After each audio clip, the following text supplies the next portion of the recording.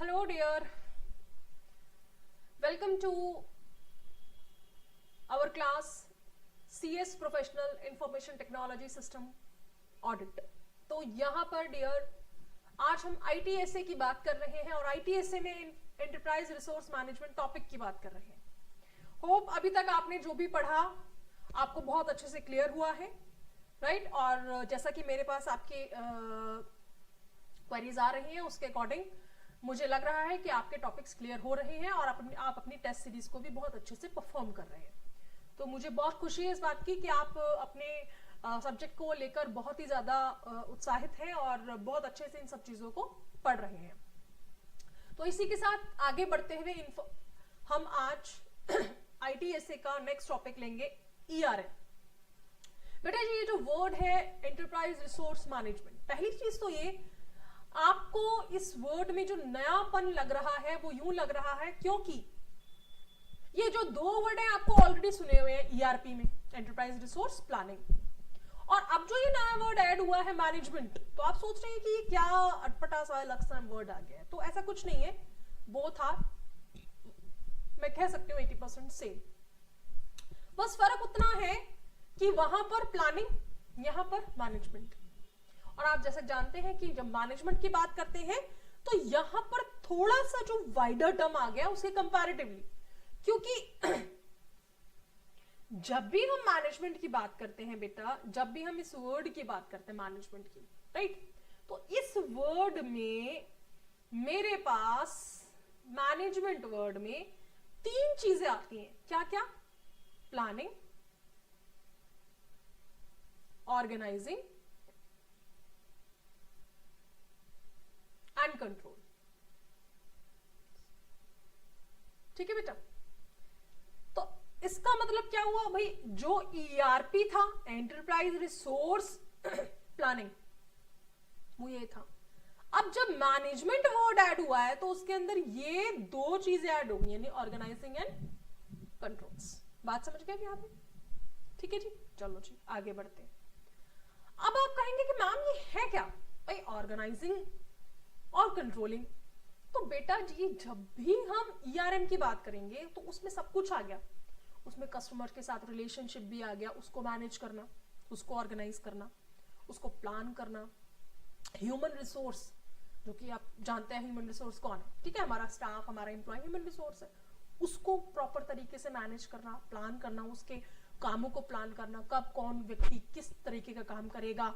ठीक है, ये अकाउंटिंग में एक्सपर्ट है तो इसको अकाउंटिंग में डालो ये मार्केटिंग में बहुत एक्सपर्ट है तो मार्केटिंग डिपार्टमेंट में जाएगा, सेल्स में एक्सपर्ट है तो सेल्स में जाएगा। तो ये सभी चीजें, राइट।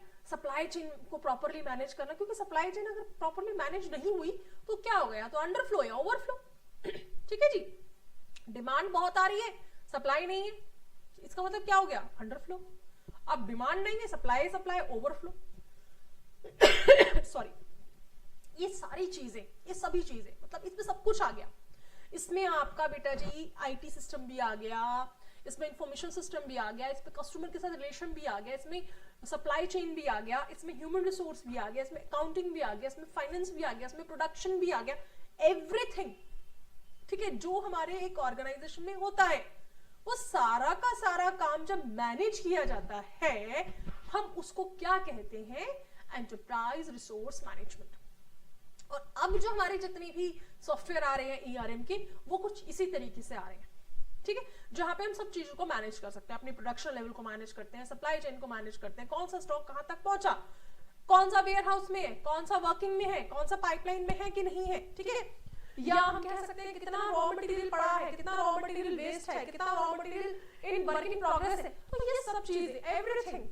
ठीक है, कौन सा एम्प्लॉय हमारा किसमें एक्सपर्टाइजेशन में है तो हम उसको उसी काम के लिए वहां पर भेजते हैं, तो वो चीजें भी।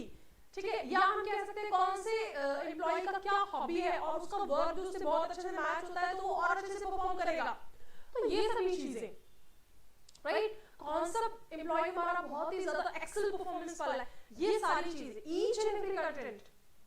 ठीक है, हमारा इंफ्रास्ट्रक्चर, हमारे हम कह सकते हैं हमारे फिजिकल इक्विपमेंट, सभी चीजें इसमें आती है। तो किस तरीके से हम सभी चीजों को मैनेज करें, कौन सी मशीनरी का कौन सा एम्प्लॉय ज्यादा बेहतर तरीके से काम कर सकता है उससे, तो वो भी हमें वहां पर अवेल करानी जरूरी है। तो ये सारी चीजें इसके अंदर आती है। बात क्लियर है बेटा? बहुत सिंपल है, कुछ भी ऐसा हार्ड एंड फास्ट नहीं है।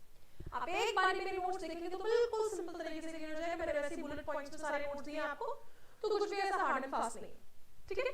तो अब जैसा मैंने अभी भी कहा आपको, क्या है एंटरप्राइज रिसोर्स मैनेजमेंट, क्या है बेटा, जहां पे हम कितने भी हमारे बिजनेस के जो ऑपरेशंस हैं उनको एक सिंगल इंटीग्रेटेड सिस्टम में कन्वर्ट कर देते। तो भाई एक सिंपल सी बात है कि कोई भी जो हम कह सकते हैं हेड पर्सन होगा, वो एक सिंगल लैपटॉप में अपना सॉफ्टवेयर ओपन करके देख सकता है कि हाँ भाई ये सारा काम बिल्कुल एक्यूरेट मैनर में। तो मैंने यहाँ लिखा भी है, मैनेज ऑल योर की बिजनेस ऑपरेशन। की मतलब क्या होता है बेटा, आप जानते हैं, इंपॉर्टेंट, मैंने बता रखा है आपको पहले भी।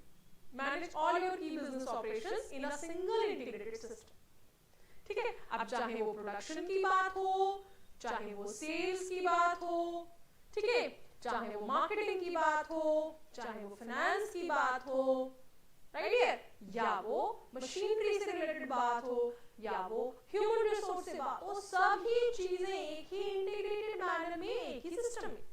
तो वो क्या है मेरा एंटरप्राइज रिसोर्स मैनेजमेंट।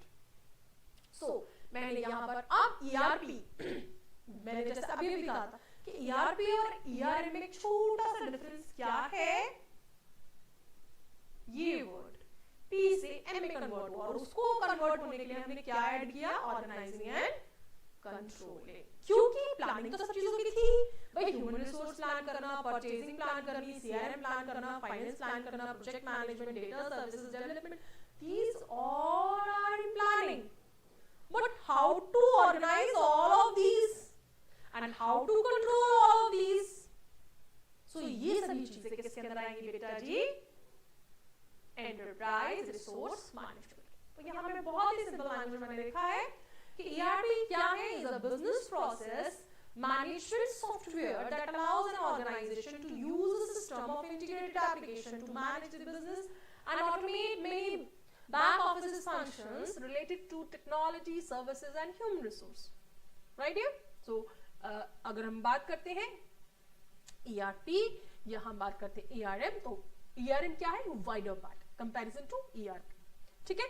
तो किसी भी बेटा, अगर मैं एक छोटा सा हल्दीराम का एग्जांपल ले लेती हूँ आपके साथ में, कि हल्दीराम में उसके पास बहुत सारे प्रोडक्ट्स हैं, ठीक है, उसके पास नमकीन है, उसके पास बिस्किट हैं, स्वीट्स हैं, स्नैक्स हैं, there are lots of products in Haldiram, ठीक है। तो अब वो सभी चीजों का रॉ मटेरियल मेंटेन करता है, ठीक है, फिनिश प्रोडक्ट मेंटेन करता है, अपने सारे ह्यूमन रिसोर्सेज को मेंटेन करता है, अपने सारे रेस्टोरेंट मेंटेन करता है, ठीक है, इंफ्रा मेंटेन करता है, सर्विसेज को मेंटेन करता है, फाइनेंस मेंटेन करता है। तो each and every part, each and every content, each and every activity एक इंटीग्रेटेड सॉफ्टवेयर, जिसको हम क्या कहते हैं बेटा, एंटरप्राइज रिसोर्स मैनेजमेंट, ठीक है।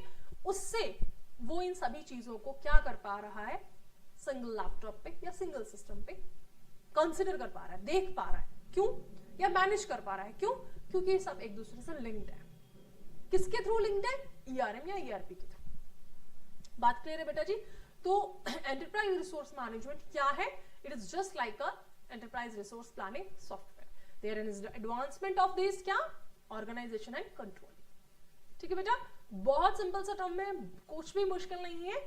बाकी इसके आगे के पार्ट हम नेक्स्ट लेक्चर में डिस्कस करेंगे। Thank you very much.